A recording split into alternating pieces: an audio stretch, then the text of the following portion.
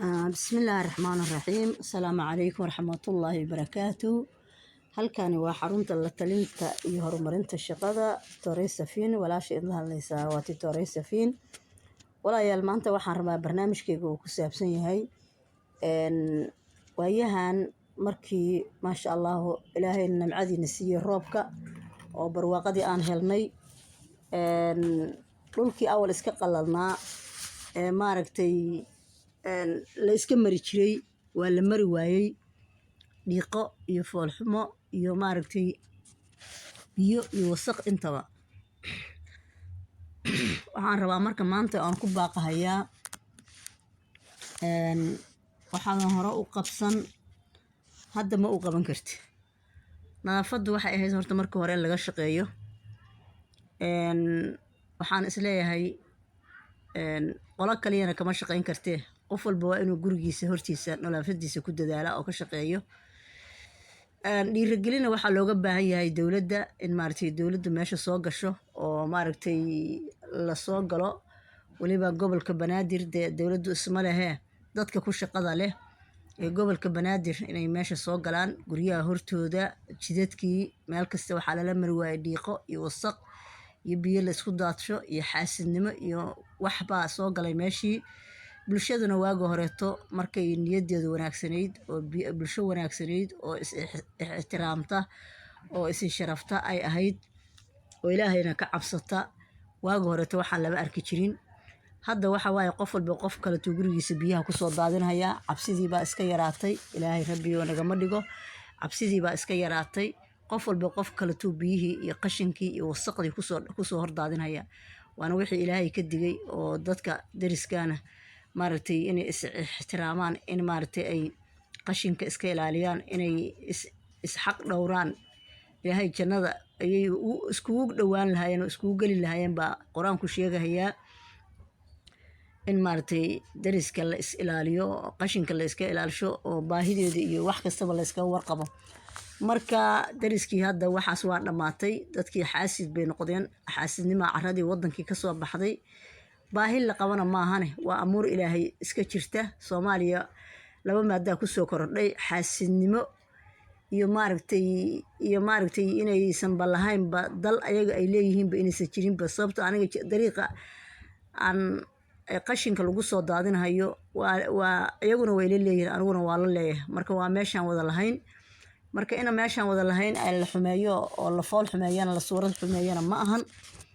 marka waa sidaas marka xaasidnimo iyo dalkii oo aan la rabin ba waaye marka anagana ilaahay waa nagu inqaabayaa maadaama meeshan ilaahay ku siiyay quruxdan ilaahay ku siiyay dalkan caafimaadka qaba ilaahay ku siiyay kugu banaysay aad ilaashawaysid aad maartay cid ilaalinaysa ay jirin qof walba qof kale uu wasaqda iyo qashinka ku xaaqay waa dhibaato si kastaba ha ahaatee saaka waxaa ka daran jidadka meel kasta jidkii waa la mari la'yahay wasaq iyo qurun baa la mari la'yahay marka waxaan leeyahay casharkaygu maanta uu ku saabsan yahay waxa waaye nadaafaddu waa nolosha qaranka nadaafaddu waa nolosha qaranka wadanka hadduusan nolol lahayn hadduusan maaragtay nadaafad lahayn qaran ma jiro marka maadaama nadaafadii dhamaatay oo meeshii meel kastaba dhiiqa iyo wasaq iyo adduunyo iska daba socoto hadda meesha waxaa ka muuqda inuusan qaranku qurxoonayn oo qaran qurxoon meesha uusan ka muuqnin qaranna waa taqaaniin deeyo waa haddii ilaahay kuu raheeyo dalkan wuxuu ku dhisan yahay hadday calan tahay hadday dad tahay hadday dhul tahay qaranku waa kaas waa calankii waa dadkii waa dhulkii marka qaran ma jiro marka dadna ma jiro waaye dhulla ma jiro waaye dhulkii adigu ma lihid waaye calanna ma jiro waaye calankii waxa waaye haddii alkuu rahay waa la wasaqeeyey hadda qaranku halkaasuu inta ugu xooga badan waa intaas iyo diinta intaba qarannimo diintuna waa qarannimo marka dadku haddaysan diin lahayn hadda qaran ma ahan dalkuna hadduusan calan lahayn qaran ma ahan marka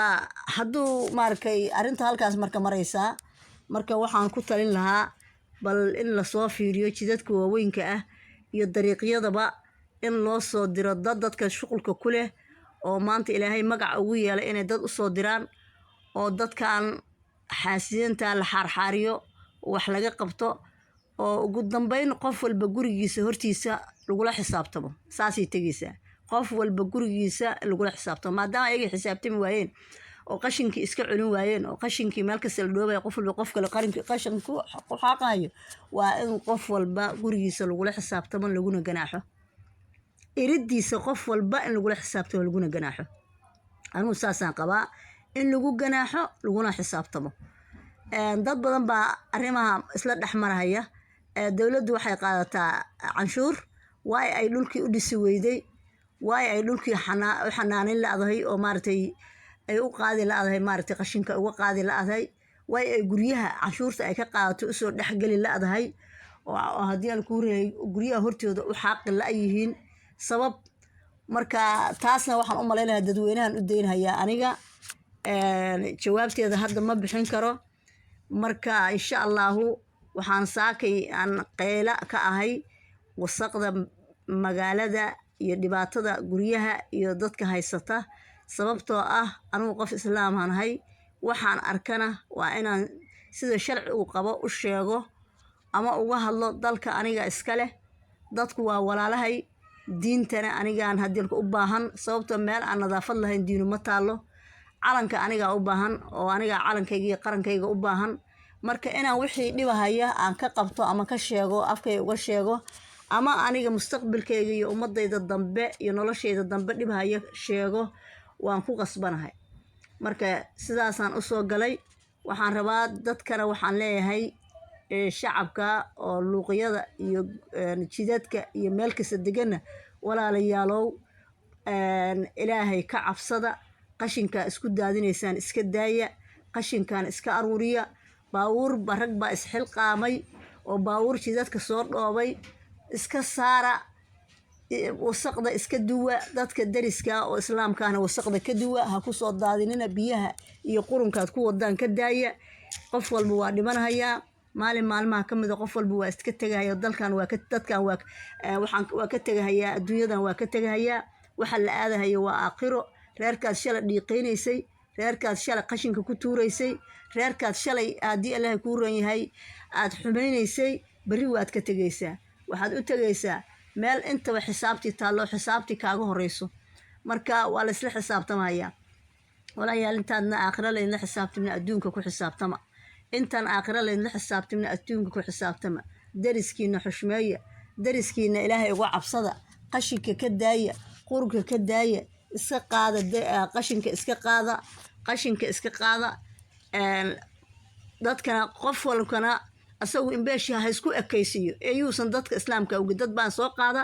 qashinkoodii iyo gurigooda ka soo hor qaadahayaan guri islaameeday soo hor dhigahayaan guri islaameeday ku soo hor daadinhayaan intaas marka maxay ka helahayaan ama ha kula dagaalo ama waxa waay asagoo hurdahayaba hordhig war ilaahay iskaga ka cabsada war rabbi ka cabsada war qadinka war waxa cuntada ilaahay ku siiyey oo calooshaada aa gelisay gurigaaga qashinka ka xaaqday dadka islaamigta ha ku dhibin ummadda ha ku dhibinina intaas waxaan ku darahayaa dawladda arrintan u xilsaaran ha la xisaabtanto dadka dalka ayaga qofkii dalkan loo xilsaaray waxa waaye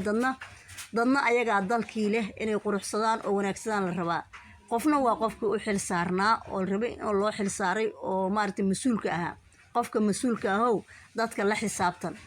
haddaadan dalka